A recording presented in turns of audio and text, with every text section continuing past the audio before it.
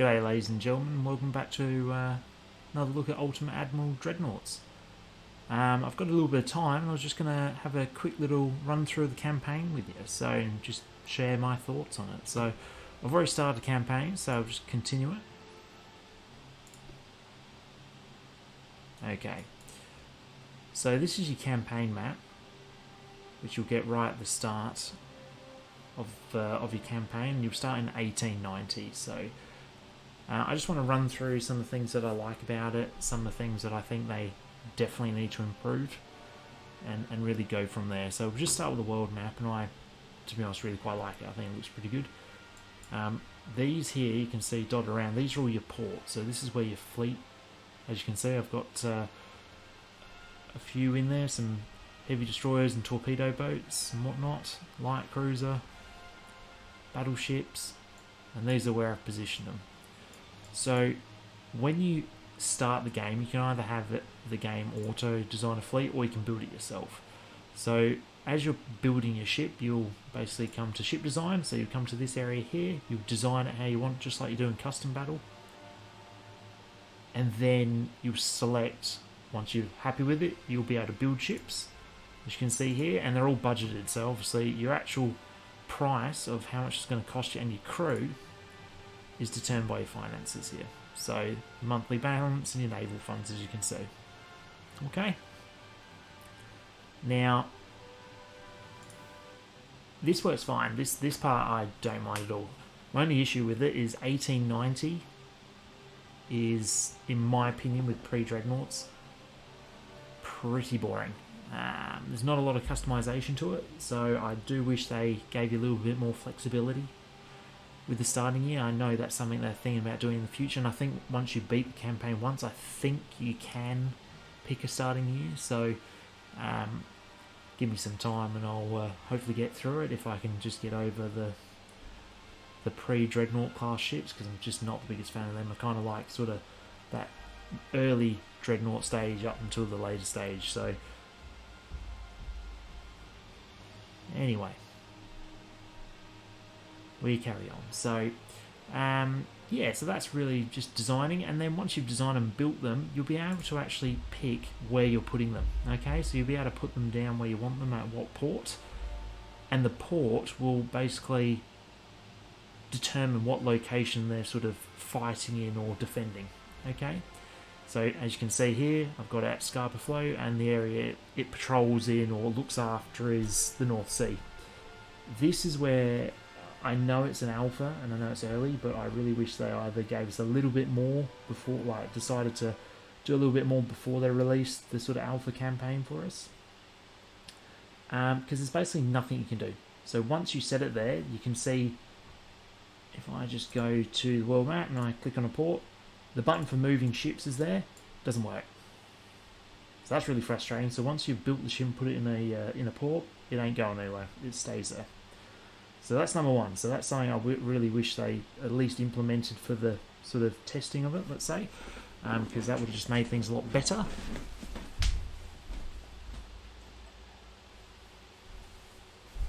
Secondly, sorry about that, guys. Secondly, and this one's I find even more frustrating, is the roll. You've got sea control, and from what I've read, this basically gives you a higher chance of intercepting something depending on the range of your ship. So that's where obviously like your fuel supply really comes into being an important part of designing your ship. And in being is, from what I've read, is basically it's just patrolling the coast. However, in the random generating battles, I've found it's basically made no difference, personally, which is pretty frustrating. It doesn't tell you what percentage, so if it does up the percentage of getting interceptions, it doesn't tell me if it's 5%, 10%, doesn't give me anything. So I really like them to implement telling me what it's doing. Secondly, even though they're in a fleet, you can't actually set them in a fleet. So my battleships, for some random reason, will decide to go up against like 5 or 6 torpedo boats. That I want to change as well. I hope they implement so I can actually set ships into groups and they'll actually patrol together, and then I can have like a lone almost like a raider. So I'd like here, in this section here, I'd like there maybe you could put on a raiding mode. So obviously you could put a single ship or a squad. I mean, you probably wouldn't set a fleet, but something like that. You sort of get the gist. And that ship would then go and hunt down convoys. That'd be cool. And I would like another button where you can set ships to patrol. That would be really cool. Things like that, just to give you a little bit more flexibility on getting your ship's natural role. Maybe they are planning to add that, because obviously this is an early stage in the alpha, but there's just not much you can do right now. Obviously your crew, so your crew pool, which if you go back to the finances, sorry, this is my crew pool here, so I've got a fair bit of crew. I've cranked mine up a fair bit so that they train better. See, this causes more funds, and there's your tech budget as well. Now, this is one thing I really think they've got pretty bang on, the research. As you can see here, you'll start researching things and it costs months. So basically when you go to your next turn, it's a month. So every time you go next turn is a month. So something like it's 7 turns if it's 7 months. Another thing, you've got 3 priorities. So you can set 3 to priorities, and I think it halves it. I think it's 50% or thereabouts, and just makes you research something a hell of a lot quicker. So I actually really like this. I think this part they've nailed. I really like this research layout. I think it's really good.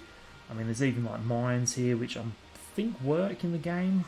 I think at the moment, unless they're still in sort of alpha testing. I'm not sure, because there's different destroyers. Somewhere I read here, there's Minesweeper. So that's, I'm not sure how that interacts because you have to research it, but I'm assuming at some point you'll be able to set sort of destroyers on a minesweeping course, and they look for mines nearby harbours and things, I assume. So yeah, that part I really do like. So that part, in my opinion, they've nailed. So on the world map, you'll see you've got a mission list. So there's normally convoys, battles, I think it's surprise attacks or something was the other one I had. So these are just missions. So you can see I come to this convoy. So there's a convoy. And for some reason, I've got 1 heavy cruiser and 1 light cruiser going up against 3 heavy cruisers. Don't know why. It doesn't explain why my ships are basically on the coast having a go at them. No idea. This is the frustrating part I find with it. Now you basically you kind of, and because of this era I find it quite boring. You are meant to go to war each time one of these come up. You can simulate it, so obviously I might as well do it now. I'll just simulate this battle. So you can fight, delay, withdraw. I've never been able to withdraw, and delay doesn't do anything. You hit delay, I cannot add more ships, which I thought would be the point, as I can't get more ships that were in the area to join in the battle. So that's frustrating. So I really don't understand the point, but oh, here you go. This is different. I've done that coastal raid, so they've actually been sent to go after targets close to the port. So there you go. So if I just go fight, I've got battle and auto resolve. I'm not going to fight this one. I'll just do auto resolve. It's probably going to end horribly because every time I do it does. Okay, it was just a draw, and it was in Germany's favour because only my ships took damage. So there you go. Really random. It just doesn't make any sense. If I hit next turn, it may happen. These transport losses, it does not tell me how my ships have attacked them or anything. I would like to see almost like trade routes, so you can actually see yours and the enemy's trade routes. Would be really cool, and then you can work and like distances on it, and then you could work out, you know, what sort of range you could build a ship to be a raider, or maybe like on convoy escort and different things like that. That'd be pretty cool, but there isn't. So the transports just randomly sink. Sometimes they're mine, sometimes they're the enemies. It doesn't make any sense to me. So I've got a convoy one here. So that one's a little bit more fair. 2 heavy cruisers and a light cruiser versus 3 heavies. Cool. And the battle. What's the battle? Just a random one in the North Atlantic. So yeah, you probably get the gist from my voice. I'm not super happy with it. I'm just not a fan of this part at the moment. I really see I think they're going to add it so you can move ships and different things together, I think. and then it's going to be really good. And then if I can have a fleet and convoys and escorts, you know, that'd be awesome. And raiding ships, and then you can actually design, you know, you could, for example, build something like a battle cruiser that is meant to go out maybe by itself or with one other ship, just going after convoys, and then if it comes across something big, you can somehow run away or something like that. That'd be really cool.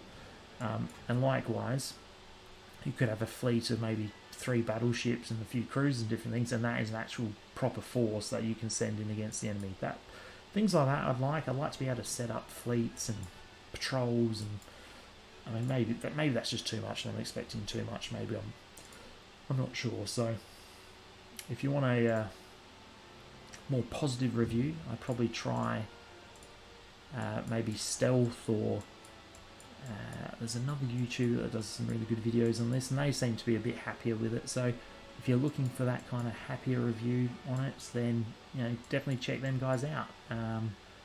But like I said, that's just my take, guys. At the moment, I'm probably not going to play it too much. I'm not going to do any videos playing it because at the moment it's not to my taste. I can see where it's going, I think, and I see there's a light close by, and I think with a few updates perhaps, then I'd be a lot more interested. But I think another thing, I'm not as interested because it's just not the era I enjoy playing at. So you know, take or leave it. Hopefully you guys, you know, enjoy it and have a bit more fun with it than me. But yeah, that's just my take on it, guys. So there's some things I like, there's some things I think they should hopefully add. And yeah, because like I said, all these ships here, which I can, area. So I've got all these in the English Channel, which I thought I was going to be able to move them, and now they're all stuck there. So they basically do nothing, because I'm assuming they don't intercept anything outside the English Channel. So all those ships are built in the English Channel is a complete waste, because I put them in a bigger port. So, you know, that's how the cookie crumbles. And I keep having battles and different things in the North Sea, so I've piled in a ton of ships, as you can see, into the North Sea, and it doesn't seem to make a difference with the amount of ships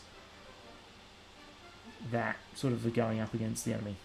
So Germany versus, it's always like a ship versus ship, or 3 versus 2. There's yeah, it's, I think once, like I said, I had a battleship go up against, one of my battleships went up against 5 of their torpedo ships. And yeah, and another thing, just before I leave, if you do skip, so if I don't do any of these battles, I don't do the convoy or the battle, and I go next turn, I actually lose VP points.